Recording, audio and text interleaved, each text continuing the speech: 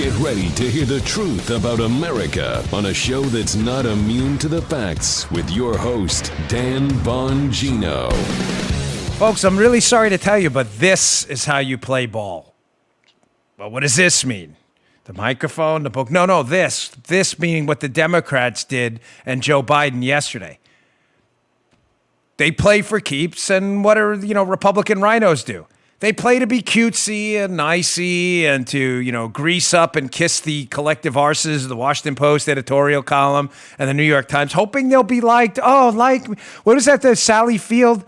You like me. You really, really like me. Maybe we should start emulating their tactics. I'll get to this in a minute, what that means. I also want to talk about that Red State article I teased yesterday about why Time Magazine wrote an article exposing the Democrats' conspiracy to mess with the 2020 election. Their words. They're in the article. Today's show brought to you by ExpressVPN. Thousands of my listeners have secured their online privacy using a VPN. Do it today. Get a VPN. Go to expressvpn.com/Bongino. Welcome to the Dan Bongino Show. Let's get right to it. I got that. Also, the demographic destiny argument the Democrats had years ago, and a little piece of good news is absolutely falling apart. That demographics were going to determine the Democrats' power base forever, collapsing. And one more, and a video of Pete Buttigieg.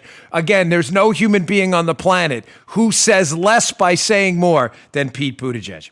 All right, today's show brought to you by PC-Matic. Foreign hackers are constantly trying to break into our devices and steal the data on them. It's time we protect ourselves with an American-made antivirus and stop relying on foreign-made solutions. PC-Matic is a whitelist, next-generation antivirus, research developed and supported right here in the United States. With their proactive approach, PC-Matic is able to detect today's cyber threats like ransomware before it runs on your device. PC-Matic blocks annoying and malicious ads for hassle-free web browsing and makes your computers faster and more reliable even after years of use. PC-Matic protects Windows computers, Windows servers, Macs, MacBooks, Android phones, and tablets. Keeps your devices secure. Keep them with their antivirus PC-Matic programs. It's only $50 a year. You can protect 5 devices. There's zero risk, zero, with PC-Matic's 30-day money-back guarantee. PC-Matic has also offered my listeners a free month of security protection with the purchase of an annual license. Don't wait. Get protected today. To access this offer, go to PCMatic.com/Dan. Get that URL right. Again, to get American security that keeps your devices safe and running great, go to PCMatic.com/Dan. All right, Producer Joe, let's go. Nice to have that bell back. Gosh, it feels good to be back home. Sorry my voice is a little scratchy today, folks. That radiation last week in my neck is causing a little bit of throat, but I feel great. Don't worry. I always told you I'd never do a show if I didn't feel good. You know the story for you old listeners. Told it a million times. All right, take note. This, with a capital THIS, is how you play ball. Maybe we should start emulating the Democrats' strategy once in a while. What do you think, folks? Here, NBC News. Biden's Justice Department to ask nearly all Trump-era U.S. attorneys to resign, with the exception of the special counsel and the one U.S. attorney leading the Hunter Biden probe. I thought that was a huge scandal when Republicans did it. For those of you with short memories, and that's probably all of the liberals listening, but very few of the conservatives or libertarians, do you remember, Joe, back in 2006 and 2017, when George W. Bush fired the U.S. attorneys, who are political appointees, by the way? Yes.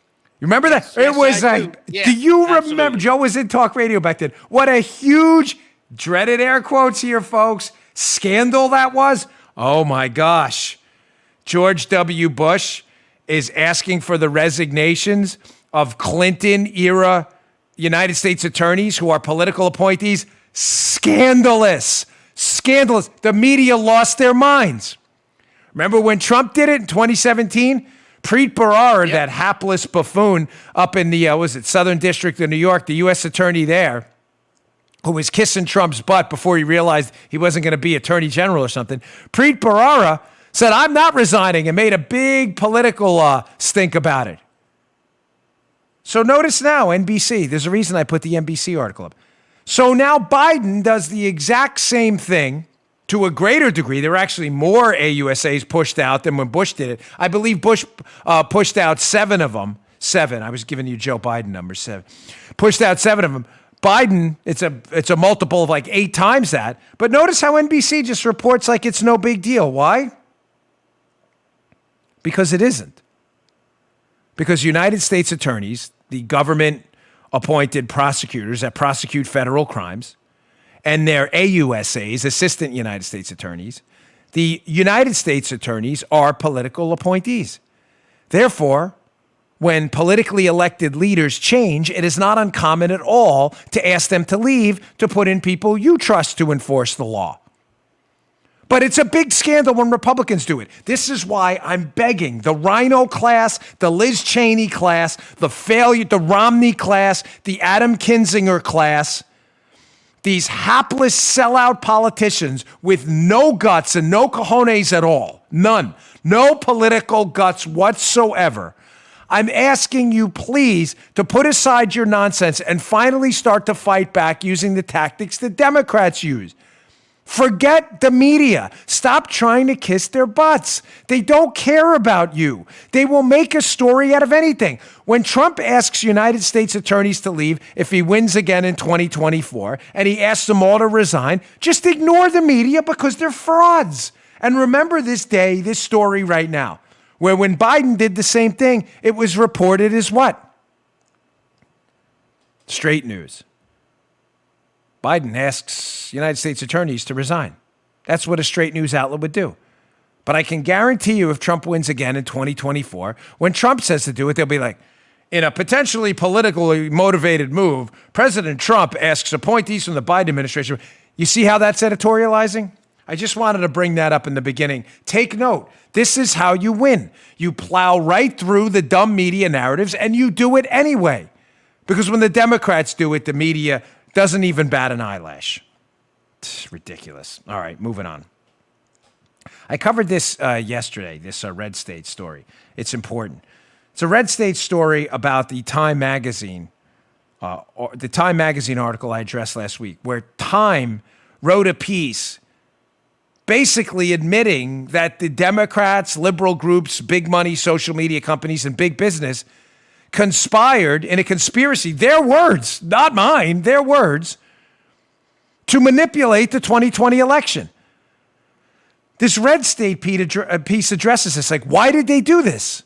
Everybody's got a lot of questions on. Like, I thought addressing election conspiracies was a big no-go. So when Time writes a piece about an actual conspiracy, all of a sudden nobody seems to care about conservatives. Here's the piece in Red State by the famous Bongino. I don't know who that is, but they always have like names, nom de plumes up at Red State. Time claims a secret cabal manipulated the 2020 election to stop Trump. And people have questions. You think? There are 2 things in the Time piece, not some bastion of right-wing values, by the way, Time Magazine. This is a left-leaning, far left-leaning rag. They admit 2 things in the Time piece that any normal person would be like, wait, what? They admit to manipulating social media and pushing to change election laws to benefit the Democrats.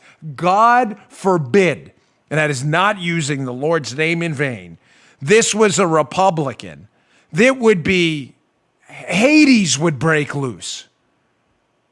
So, from the Red State piece, quote, Time wrote a very interesting piece making some very alarming claims. Namely, that a secret cabal banded together across the country to stop Donald Trump from winning re-election.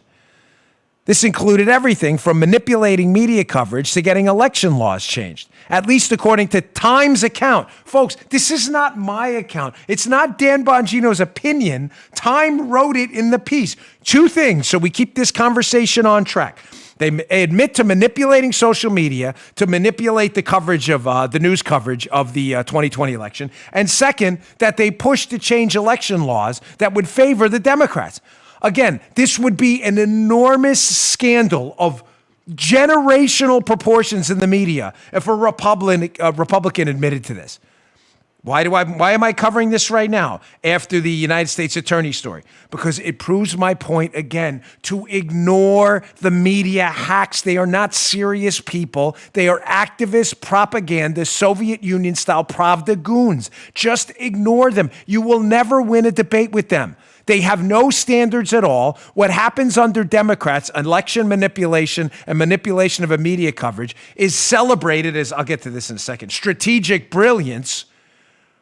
But when Republicans, and you see companies like, that when Donald Trump was using Facebook to go out and get votes, it was a huge scandal. But when Obama did it, it was strategic brilliance. The second screenshot from this Red State piece about the Time now admitting the left had a conspiracy to mess with the 2020 election. Admitting it, their article, their words. Red State, no matter, the secret cabal isn't made up of imaginary Russians, so it's all good. The left truly only care about election interference and manipulation when they deem it a threat to their own preferred outcomes. Otherwise, they are all for it. You won't see the mainstream media decry this. You won't see a tearful lament from Nancy Pelosi about the dangers it poses to our republic. Rather, this will all be ignored. Heck, it'll be celebrated as a brilliant political strategy. Bingo Bonchi. Donald Trump pays for some Facebook ads and some analytics in the 2016 election to win the election. Oh, you can't have that. You can't have that. God forbid. That was social media manipulation. We need to get these social media companies under control. Remember that? Remember that debate? Yeah, you know what was weird? I remember when I was running for office, I ran in Maryland Congressional District 6 for Congress. It's a rather large district. It encompasses western mountain Maryland and the more suburban Montgomery County portions of the state. It's an enormous district. To ride from end to end is about a 4-hour drive, depending on what kind of traffic you hit. So one night I was coming back from Allegheny, or maybe Garrett County, which is way, way in the mountain Maryland.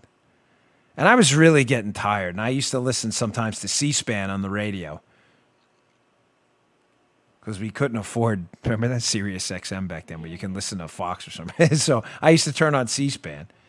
And I will never forget listening to, I think it was Jim Messina, if I'm correct, who was one of Obama's strategic guys, right? One of his campaign guys.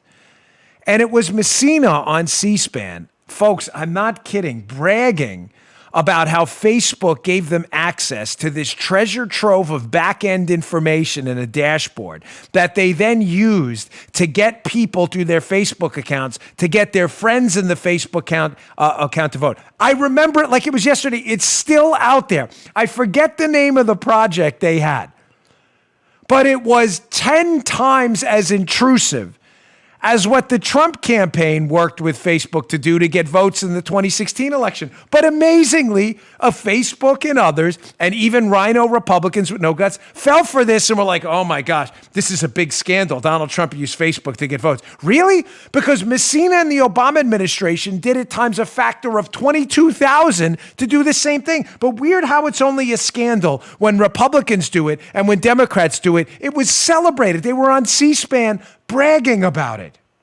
There you go. I remember it, Joe, like it was yesterday, because you know why I remember it too? I don't remember it for the reasons you may think in my audience. I remember because I was running or thinking about running again at the time. I remember exactly when I heard this, but I was probably involved in my election in Congressional District 6 at the time. And I remember thinking to myself, gosh, how do we get that dashboard access? Oh my gosh, Dan, you wanted to use Facebook to leverage it to win an election? Yeah, exactly like Obama did. Why? You'd be stupid not to.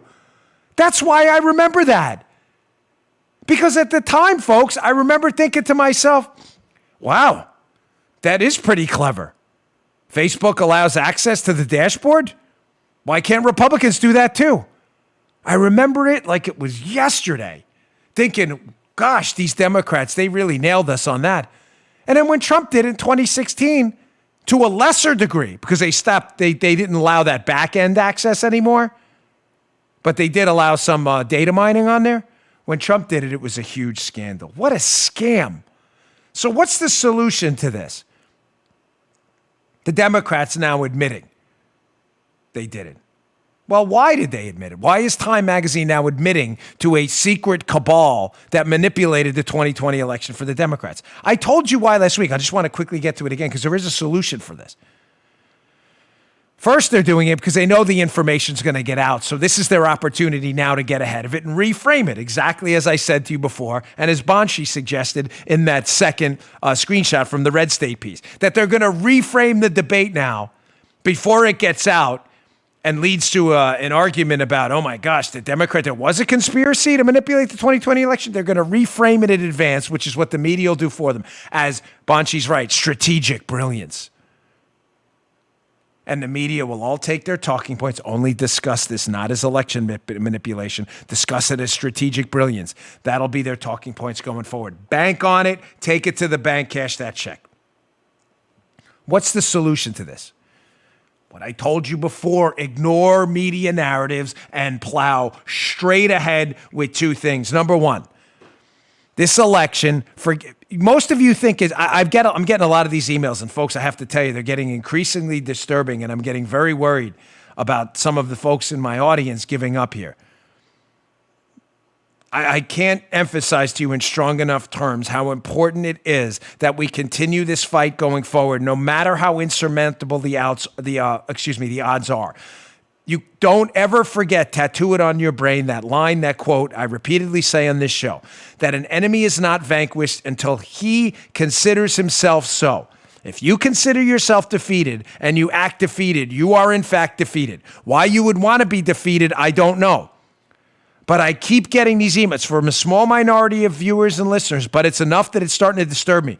These I'm done emails. There is no done. There's no done. Do not embrace quitting as this form of strategy. I don't understand. That's not a strategy. There are ways to fight back against this conspiracy and cabal of big business types, Democrats, social media companies, and others. Number one, get swing states to fortify election laws. Some of you, with a wink and a nod, see what I did there. Because when the Democrats were quizzed about this Time Magazine piece about the conspiracy to shut down social media traffic that hurt the Democrats and changing election laws that would benefit Democrats, basically a conspiracy to mess with the 2020 election. When some of the Democrats were confronted on that, they said, no, it wasn't a conspiracy to manipulate the election. It was a conspiracy to, quote, fortify the election. Notice the Orwellian dictionary.com shift in language there? So we can fortify elections too, right? Why not? We can fortify elections by going to swing states because remember, the presidential election, if New York doesn't want to have any election laws whatsoever and wants to elect people through elections that have no free and fair component to them at all, and there's no voter file integrity or anything like that, then let New York do its thing. But national elections are decided by probably less than 10 states. If we can get enough Republicans elected in those states, some of those states we have enough Republicans elected now, like Florida, we need to change election laws to fortify elections ourselves. Voter ID, signature verification, driver's licenses for absentee voting. These are all things we can do to fortify elections too. Why are we giving up? Why? We're giving up because why? Because it's easier to give up? I don't do easy. I'm sorry. I'm not interested in easy. I'm interested in right. So that'd combat the second component of what they did in that Time Magazine article. They admit to changing election laws to benefit Democrats, to take away the fairness in elections, to benefit their own guys. But second, they admit to manipulating social media. Ladies and gentlemen, we have to grow our own social media and information ecosystem. I've said it over and over again. I'm involved in it now. Parler, Rumble, there's others out there too, doing the same thing. We have to fortify our own information ecosystem. All right, let me get to my second sponsor, and then I want to get to this other article, which is excellent. I teased it yesterday. See, usually I tease articles on Monday, and right, Paula, I don't get to them till like next Monday or Friday. These were so good, these two pieces. I wanted to make sure the Red State and this Wall Street Journal piece coming up next how the demographic, I want to give you some good news, demographic destiny argument is falling apart completely. All right, let me get to my second sponsor today, Pearl Source. Jewelry is one of the most popular gifts you can get for Valentine's Day, and there's a good reason for it. They're classics. You can rarely go wrong. Go with the classics, and there's nothing more classic and timeless than fine pearl jewelry, which doesn't need to break your budget. At the Pearl Source, you get the highest quality pearl jewelry at up to 70% off retail prices. Well, why is that? Because the Pearl Source cuts out the middleman and eliminates the traditional 5-time markups by jewelry stores. They sell directly to you, the consumer. Not sure if she'll love your gift? No worries. The Pearl Source comes with a no-hassle 60-day money-back guarantee, so it is risk-free. Plus, with more than 20 years in the pearl business and nearly 12,000 five-star reviews, you can be sure you're shopping from a trusted retailer. Parler has some beauties from the Pearl Source, right? You're wearing them now. Look at that. Like most people, it's probably been a tough year for that special someone in your life. Tell them you love them and appreciate them with beautiful pearl jewelry from the Pearl Source. A gift she will remember for years to come. You see those pictures right there, Valentine's Day sale. Look at that. Look at that. Don't overpay for jewelry. Go to the Pearl Source and save up to 70% off retail prices. And for a limited time, listeners to my show, take 20% off your entire order for Valentine's Day. Go to thepearlsource.com/Dan. Get that right. Enter promo code Dan at checkout for 20% off your entire order. You want fine pearl jewelry at the best prices online? Go straight to the source, the Pearl Source.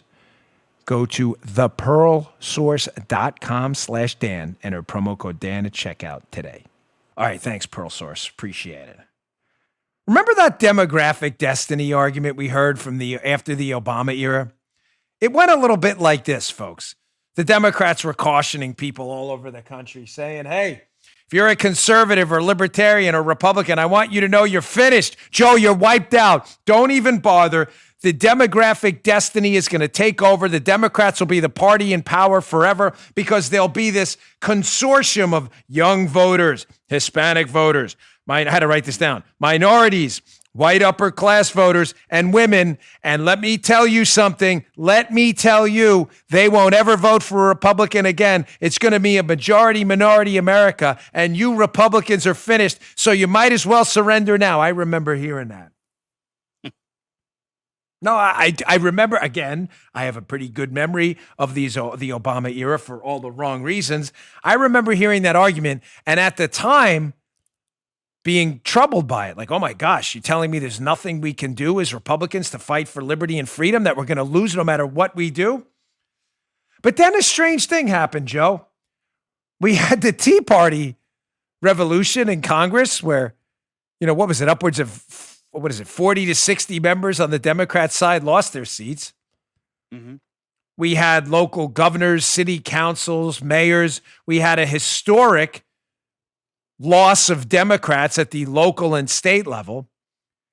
And Obama left office with the weakest Democrat party we'd seen in almost 50 years outside of the presidency he held. Remember one thing, the golden rule of the Obama era was this. Obama was great for one thing, Obama. The rest of the country turned dramatically red. So what happened? What they were saying, the demographic destiny arguers, was not inaccurate. There has been an influx of a lot of Hispanic folks into the United States, a growing minority vote. White upper class voters are increasingly voting Democrat, the young as well.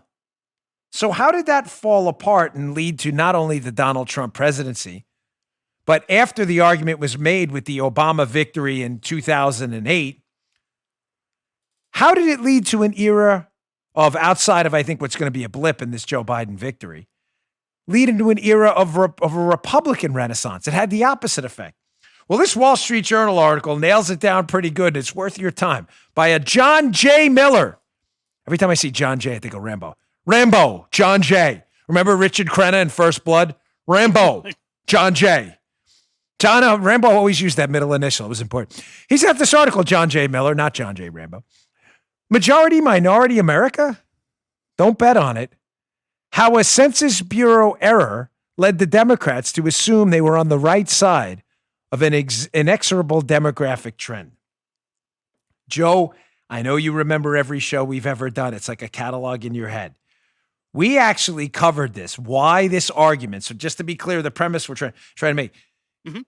If there's an increasingly number of young voters voting Hispanic, women voters, you get it, minorities and other groups, why is it that the Democrats were having trouble getting extra votes? Well, ladies and gentlemen, the math wasn't that simple because the Republicans who were smart realized that the Democrats were classifying people in boxes that were not necessarily the boxes people were classifying themselves.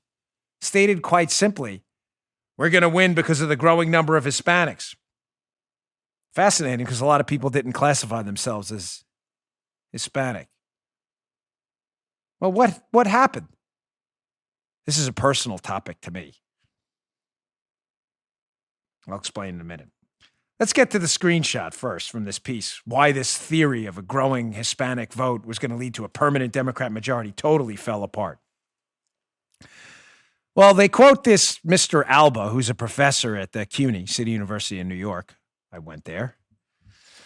He says the surge in mixing across ethno-racial lines is one of the most important and unheralded developments of our time. Alba rattles off facts and figures. Today, more than 10% of U.S.-born babies have one parent who is non-white or Hispanic, and one who is white and not Hispanic. Sounds for those of you watching the Rumble, you can. That proportion is larger than the number of babies born to two Asian parents and not far behind the number of babies born to two black parents. Alba says, we're entering a new era of mixed backgrounds. Folks, I talked about this a while ago. I don't remember the show exactly, but I remember it happened. The problem with the Democrats' theory that a growing number of Hispanic voters was going to mean a demographic destiny and increased power for the Democrats that was never going to be taken away by Republicans is that these kids are not classifying themselves as Hispanic. They don't put themselves in these boxes. Now, why is this personal to me? Because my wife is Colombian. Not 98%, 100% Colombian. Not from South Carolina, South America, Colombia. You know the country. That's where she's from. 100%. Ciento por ciento for our Spanish listeners. Is that right? Thank you. My daughter is, by default, half Colombian because my wife is 100% Colombian. I am a mix of Italian, German, Irish, English, French, North African. Not a joke. I am. All that stuff.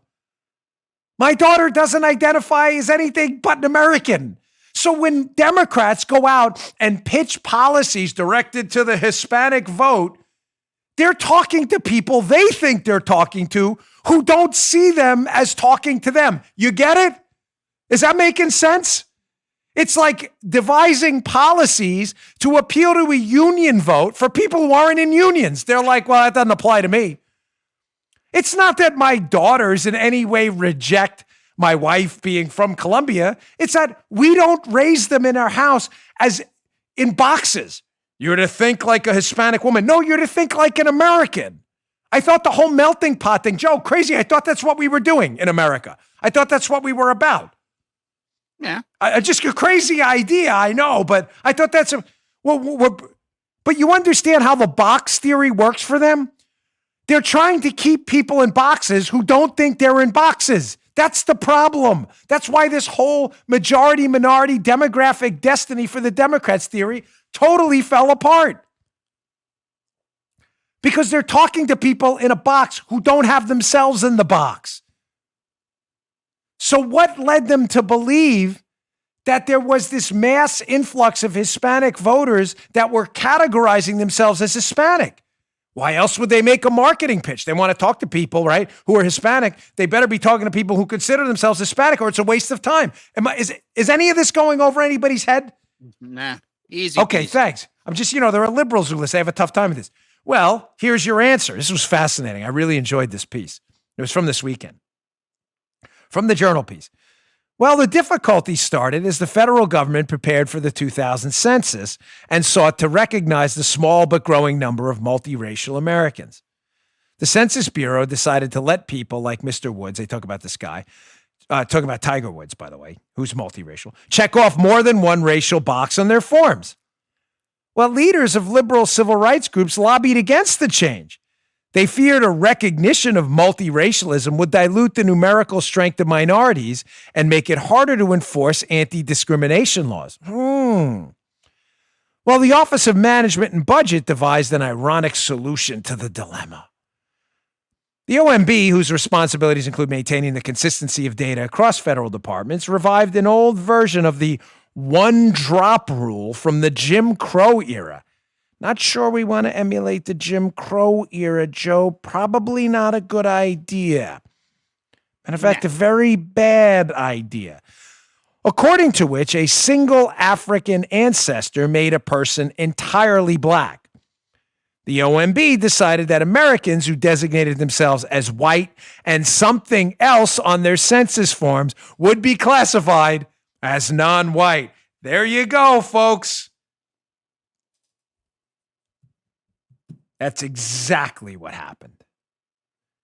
If you happen to be an individual like my daughter, who has a Hispanic mother and a white father, and you were on a census form and you checked off white and Hispanic, the census form classified you as non-white, which led the Democrats to believe that there were a bunch of people out there classifying themselves as Hispanic. So gosh, we better keep this marketing pitch going that we're the hero for the Hispanic vote out there, when in fact the people they were pitching to were not classifying themselves in the boxes Democrats wanted them to be put in.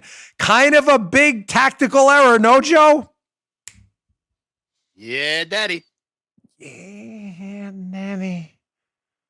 Well, why did that benefit the Democrats? Why continue to strategically tailor a message to a group of people who don't consider themselves in that group of people? Because the Democrats never have a message. Their message is garbage. Give us more of your money. Let us take your kids' school choice away. Turn your health care over to the government that can't even manage a DMV. Defund the police. That argument, the Democrats' core arguments don't sell anywhere. So the Democrats decided decades ago that their only argument would be, don't vote for our policies because they're crap, but vote for us because we'll protect you against the racist Republicans. And in order to claim that the Republicans were racist and the Democrats were going to protect you if you voted for them, they had to make sure your race was the primary thing you identified by. That's why they continued to push to have people identify as Hispanic first rather than Americans, because it doesn't benefit their argument that the Republicans are all racist against you. Simple.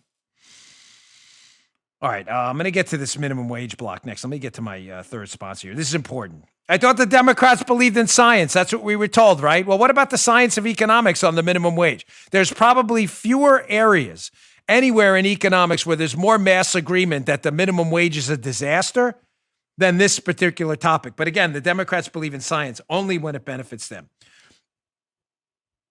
Throat thing again. Let me get to my third sponsor. Listen, this past year saw many cybersecurity attacks, including data breaches, network infiltrations, bulk data theft and sale, identity theft, and ransomware outbreaks.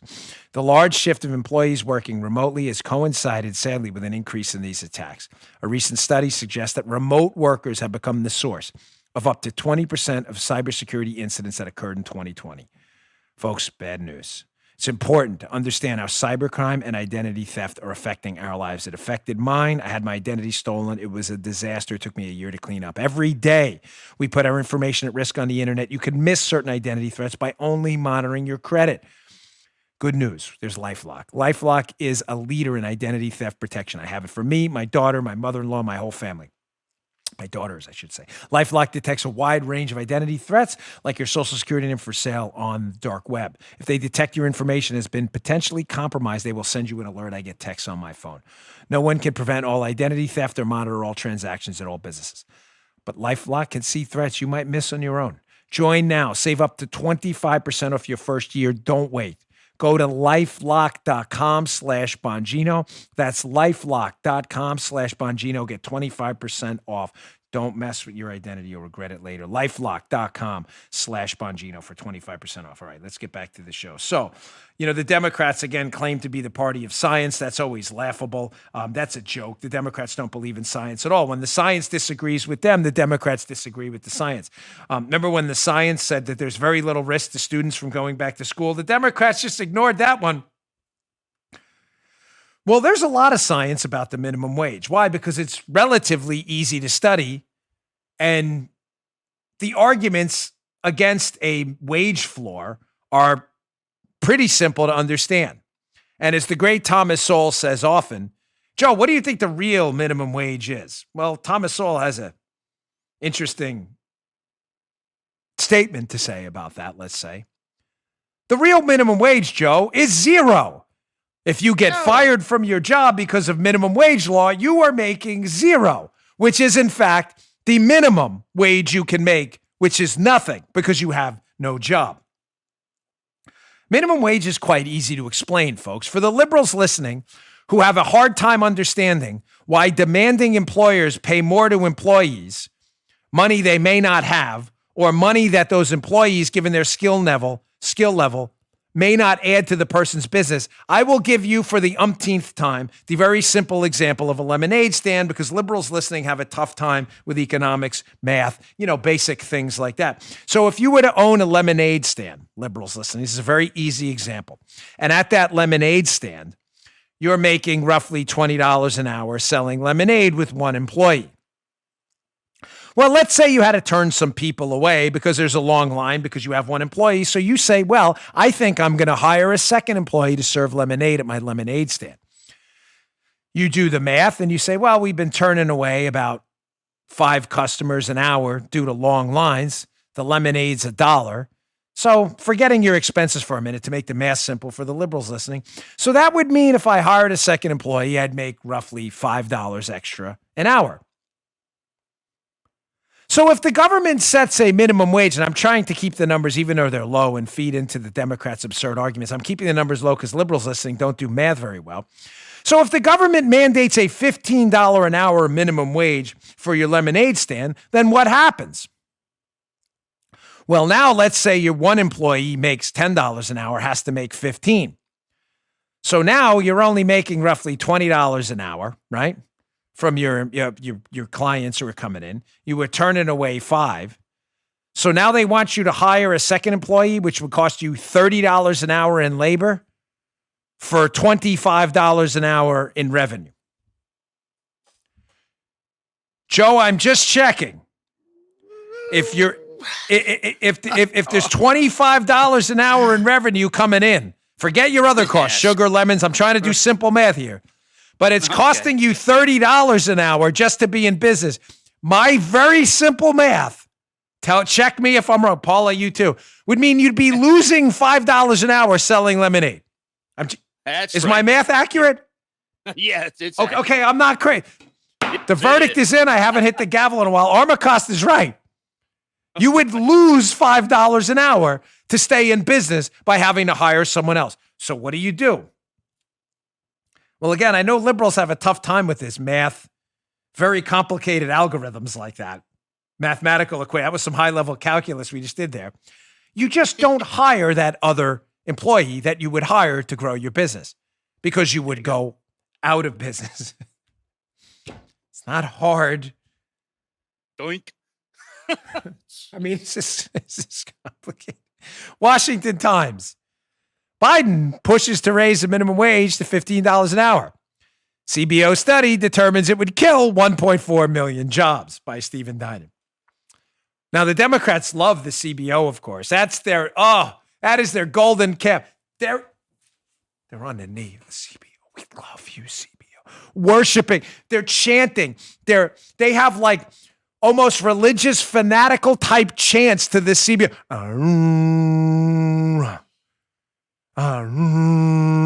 Now it's funny. I'm not hearing a lot in the liberal media about this one. The CBO put out a study that said, okay, let me read to you what it said. It says raising the, this is from the Washington Times piece. It'll be in the show notes today. Bongino.com/newsletter. My newsletter is the show notes. Subscribe today. It's free. Please. We're almost at 500,000 subscribers there. We appreciate it. They say raising the federal minimum wage, $15 an hour, would lift nearly 1 million people out of poverty. Wow, that sounds really great, Joe. But would leave even more people without any job at all, the CBO said, in an analysis that deals another blow to Biden's demand for a wage hike in the next coronavirus relief bill. Not only would it cost jobs, a higher federal standard would also raise costs for Americans and for the federal government itself, as Medicare, Medicaid, and Obamacare pay more to lower wage health workers, CBO said. Though fewer people would be on welfare, the deficit would take a $54 billion hit over the next decade. So again, I'm just doing simple math. So the report says the workers who get the raise, who are still hired to $15 an hour from whatever they're making now, $7.25, the current minimum wage in a lot of states, $10 an hour. Yeah, they may do okay. The problem is that's about 900,000 to 1 million people. 1.4 million would in fact lose their jobs. Again, just checking here. So saying on the high end, 1 million people would be better off at the cost of 1.4 million people who would not only be worse off, but dramatically worse off because they would lose their jobs. I'm not sure that's sound economic policy. Do the math. 1.41. Hold on.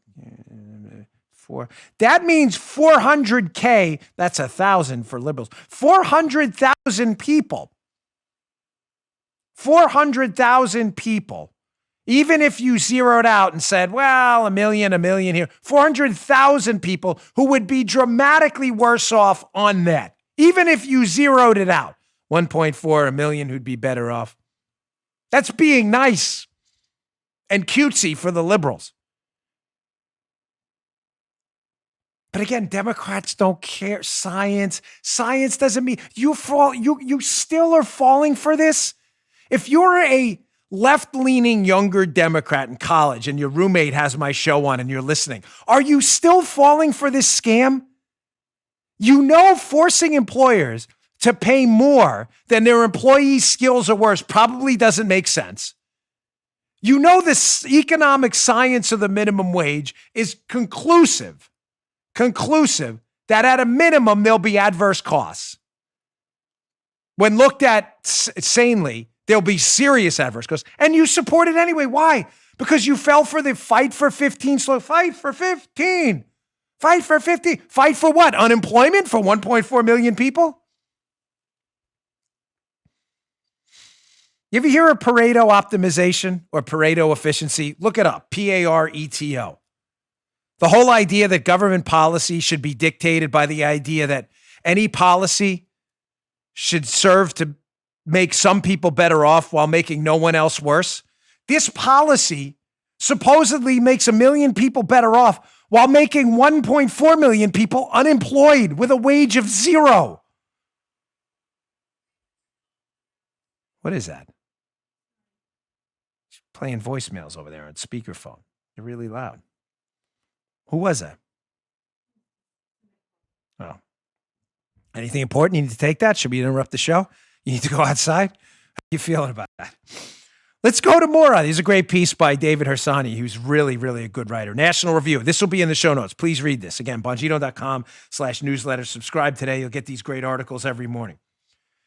Remember Paul Krugman? Paul Krugman, scion of the left. Sure. Yeah, Paul Krugman, Joe, won a Nobel Prize for economics. He should return that prize immediately. This is an interesting piece about Joe Biden and Paul Krugman, who are misleading the public about the minimum wage. David Hersani.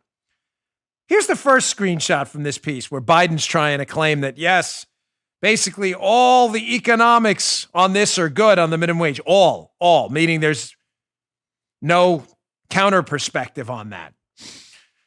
He says, well, it's not true then. It's not true now that, quote, all the economics of the minimum wage or much else is settled. As Paul Krugman once noted, this is Paul Krugman, noted leftist. When he was still a sane economist, he once said this. This is a quote, meaning he said this. Any Econ 101 student can tell you that, quote, higher wage reduces the quantity of labor demanded and hence leads to unemployment. Indeed, for a long time, there was a strong consensus on the matter. Paul Krugman, noted leftist, who once said the truth, that higher wage floors lead to less demand for labor because companies can't afford to pay the higher wages demanded if the employee's skills aren't worth that much. Krugman once said that. He changed his mind now that he's a politician or a de facto politician. And no, Krugman doesn't mention his own expedient partisan conversion on the issue. He notes, quote, this is now his conversion. Now Krugman's gone full politician mode. He says it's true that once upon a time there was a near consensus among economists that minimum wage substantially reduced employment. But that was long ago. These days, only a minority of economists think raising the minimum wage to $15 an hour would have large employment costs. And a strong plurality believe that a significant rise, although maybe not all the way to 15, would be a good idea. Interesting, because he links to a study, and I don't think anyone actually clicked on that study, because Arsani did, and this is what he found out. Krugman fails to mention that in the 2015 survey he hyperlinks, 26% of economists believe a flat $15 an hour federal minimum wage would lower employment for low-wage workers.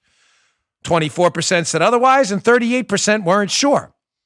As for whether doing so would substantially increase aggregate output in the economy, just 2% agreed. Again, Paul Krugman in his piece, hoping you don't actually click on the hyperlink, with a majority of a plurality of economists that study said the exact opposite, that the minimum wage would lower employment and it wouldn't increase economic output. Just 2% said that. But he's hoping you don't click on it because you're a liberal, and liberals don't do things like read and stuff like that. Convenient, by the way, Washington Examiner. Amazon swampy lobbying for a $15 an hour minimum wage proves the little guy really loses. Of course, Amazon in cahoots, because Amazon doesn't care about a $15 an hour minimum wage because they're $1 trillion company and it actually benefits them. Why? Because their small business competitors get put out of business. Double win for them. And they get the benefit of kissing the collective caboose of the Democrat Party. Look, Amazon's in our corner. Better help them out. Good luck with that. Ooh, flip toupee. That was dramatic. You know what? Let me get to my last sponsor. I want to get to some video here. This is important. We got this impeachment hoax starting today. Got a piece on that, Dershowitz video. And I definitely want to get to Buttigieg. No human being says less while saying more than Pete Buttigieg. Our final sponsor, my first sponsor ever, fact, Brickhouse Nutrition. This is Field of Greens. They're wild berry flavored. This is empty. This is empty because I used it all. Need some more, Miles, if you have some. And I refuse, if I get new ones, to bring a full one up here because I use it. Empty. Field of Greens. Look at that. It's actually a little left in there. Life's about habits. This year we've been more focused than ever on our health. What happens after? How do you plan to ensure your body's immune system is ready for winter and beyond? I'll tell you what I do. Take Field of Greens. I recommend you try it every day. I drink it twice a day. It's loaded with antioxidants. Field of Greens is packed with 18 clinically researched, fresh, essential fruits and vegetables, but green tea, ginger, turmeric, and beets.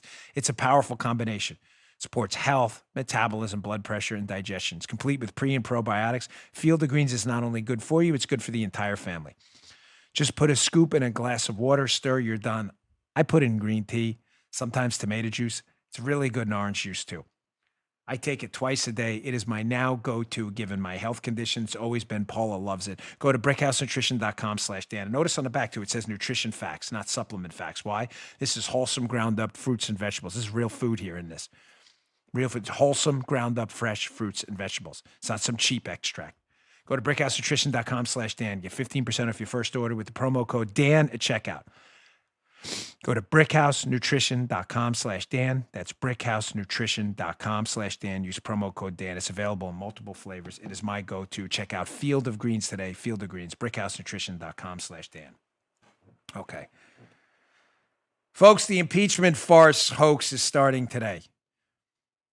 Interesting article by McClatchy about the Democrats panicking right now. Now, if you read the piece, this is one of the few times I put the screenshots out of order because there's an interesting portion of the article at the end that explains something they say in the beginning of the piece. The Democrats are already quietly panicking about this impeachment hoax that's going to start today. Why? Because they're going to lose. They don't have the Republican votes, and it's not even close. They are going to lose and lose badly. President Trump will not be convicted in this impeachment trial, just like he beat the first one. So they're panicking and they're considering option number 2. Here's the article by McClatchy. Democrats have a backup plan in case the Senate doesn't convict Trump on impeachment. Michael Wilner. They will not convict. There is almost zero chance of that. Almost zero chance. So they have a backup plan. These sleazeballs never, ever give up. Well, what is a backup plan? Let's go to the McClatchy piece here.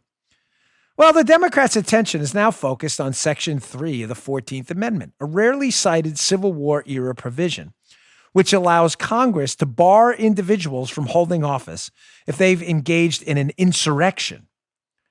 A resolution to censure Trump would require a simple majority vote to pass in the House and Senate. Ladies and gentlemen, that sounds awfully undemocratic to me. So President Trump, who will not be convicted in this Senate trial, the Democrats are considering a backup plan that would only require a majority vote in the House and Senate. Majority meaning 51 in the Senate for the liberals listening. And they could in turn censure Trump and invoke this 14th Amendment provision stating he engaged in an insurrection and can't run for office again.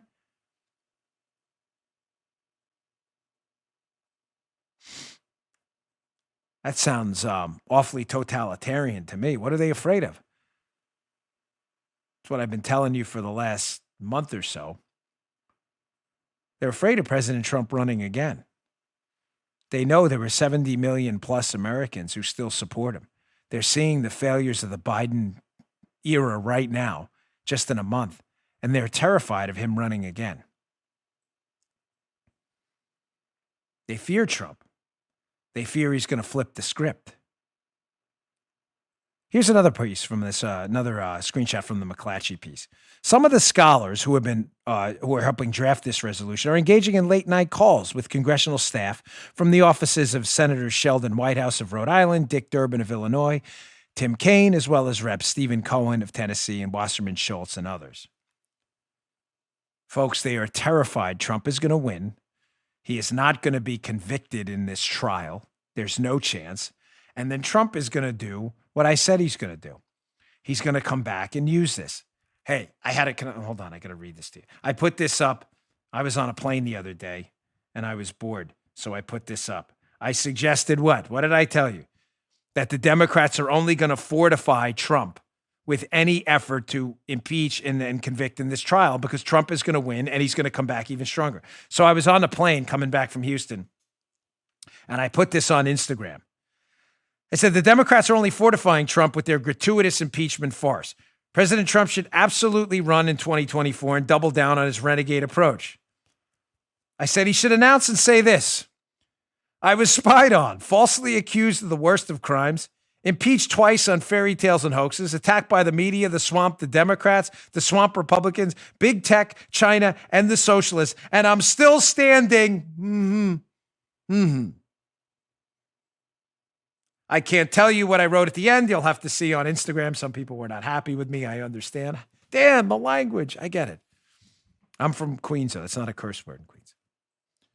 And I'm still standing, you. I can't even say what rhymes with that. Sometimes I'll say it rhymes with hit for other things. I can't even say it.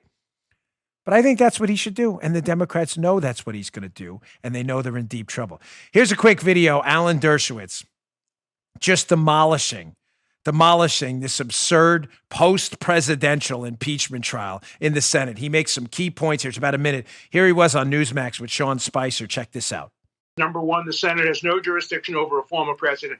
If they had jurisdiction over a former office holder, they could impeach Nikki Haley tomorrow if they think that she poses a threat, possibly in 2024 to Biden. After all, she held office 3 years ago, they could impeach Bill Clinton now without any statute of limitations. So that's number one argument. Number two argument, the speech was protected by the Constitution. Number three, the Senate can't violate the First Amendment in its impeachment. Give you an example. You know, the House managers say the First Amendment isn't applicable. Impeachment stands on its own. Let's assume a Muslim American gets elected president and the Democrat House decides, or the Republican House decides, to impeach that person because he's Muslim. But the Constitution says no religious test shall ever be required. But the House managers would say that's not relevant to impeachment because impeachment is political. But of course, they're bound by the Constitution. And the First Amendment says Congress shall make no law abridging the freedom of speech, and no law has been interpreted to mean take no action that has consequences. It doesn't matter if it's a law or administrative action. So those are the three arguments I would make. Brilliant. Two takeaways. He's right. Why not just impeach Nikki Haley? Why not impeach, Mike Pompeo? Why not impeach? Let's give someone who maybe it'll appeal more to the liberal lunatics and totalitarians, maybe a more centrist. But why not impeach Marco Rubio if you think he's going to run for president? Why not do that? Because it was designed to impeach a sitting president. Don't be absurd. You know on its face this argument is dumb, liberals, but you do it anyway. Again, why not impeach Bill Clinton? Again. Second, his First Amendment argument is brilliant. Congress can't take an action that violates the Constitution.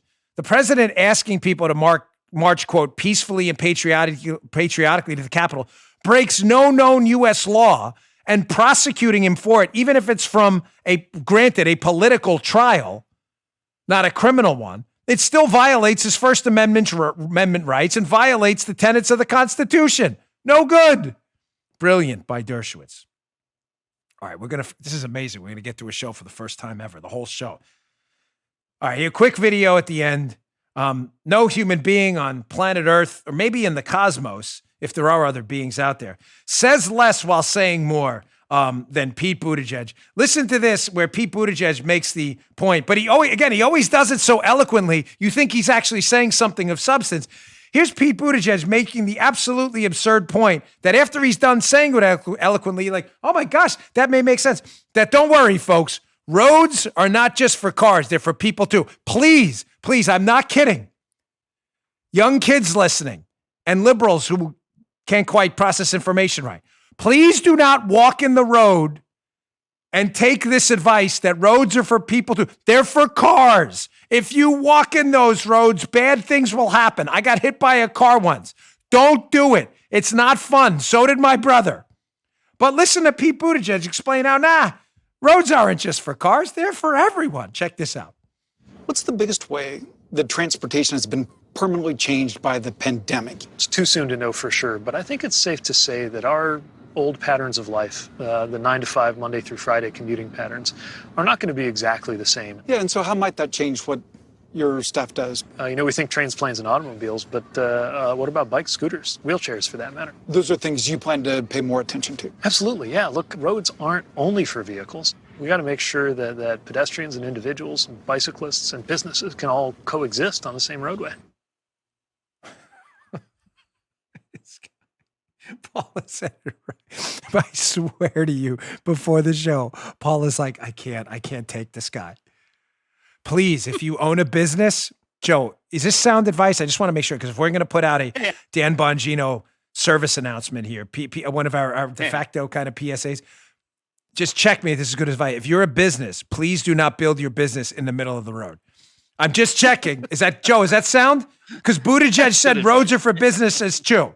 Roads are, and please do not walk in the road. Cross the street, go to the corner, walk on the green, not in between. Walk on the green, not in between. Remember that public service announcement back in the day? Do not take Buttigieg's advice. Again, there's not a person on the planet who says less by saying more than Pete Buttigieg.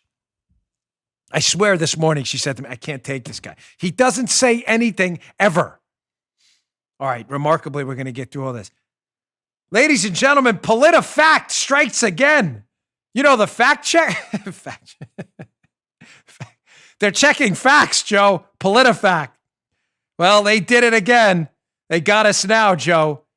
PolitiFact, by the way, fact checkers are intergalactic laughing stock these days. You almost can be guaranteed when PolitiFact so-called checks a fact and says it's not true, you can be almost guaranteed it is true by them saying it's not true. This was on their Twitter feed, which is really a source of good comedy for my show. This is not a joke. It's not the Babylon Bee. PolitiFact says, no, Rep. Maxine Waters did not say Trump supporters are not welcome here. She didn't. Now, Joe, who cuts video for the show. Yeah. Joe's probably thinking that's really funny because I've actually cut video for the show of Maxine Waters saying exactly that. So just to make sure I'm not crazy, I had to go back and check the video. Maybe she didn't say, you're not welcome here. You're not welcome. She didn't. PolitiFact says that's not true, and they fact checked it. So let's replay the video just to be sure we're not all bonkers here, and it's not like we're not all going bananas. Check this out. If you see anybody from that cabinet in a restaurant, in a department store, at a gasoline station, you get out and you create a crowd. And you push back on them. And you tell them they're not welcome. Joe, why did you do that? Joe editing the tape again. Someone sent me a Muttley doll. That's like a quadruple Muttley. We caught Joe manipulating Maxine Waters. Throw that back. Can you throw that back to me? Remember Hannity used to throw the football? See if you can throw that back. Yes! Paula, like Dan Marino back in the day. By the way, hold on. Thank you to the dude or woman who sent me, Joe, Gaslight. We got the movie now. Perfect timing for this. This is gaslighting. This is what it's based off. The original movie, Gaslight. This is gaslighting at its worst. An actual video of Maxine Waters telling Trump supporters they're not welcome here and Trump personnel, and in PolitiFact saying, no, that didn't actually happen. Okay, sure. Whatever. We're in a dangerous time, folks. Who? Ingrid Bergman, Joseph Cotton, Charles Boyer. Who directed this movie? Angela Lansbury was in this? Directed by George Cukor? Gaslight. That's what's happening right now. Thanks to the man or woman who sent that. Sorry, we get so much mail these days. And by the way, you're all sending it to the wrong address. Poor guy who lives there is like going crazy. Thank you again for tuning in. We really appreciate it. Please subscribe to my show on Rumble. Rumble, it is free. You can watch the video version of this program, see all our sound effects, see Paula's terrific throwing arm, Dan Marino style, just threw me the Muttley back. Thank you very much for doing that. Rumble.com/Bongino. We're almost at 1.5 million subscribers. And make BonginoReport.com your new alternative to the Drudge Report. We give you the best conservative news of the day. It's like your morning newspaper. Just make it your bookmark, go-to website in the morning. Thanks for tuning in, folks. See you all tomorrow. You just heard Dan Bongino.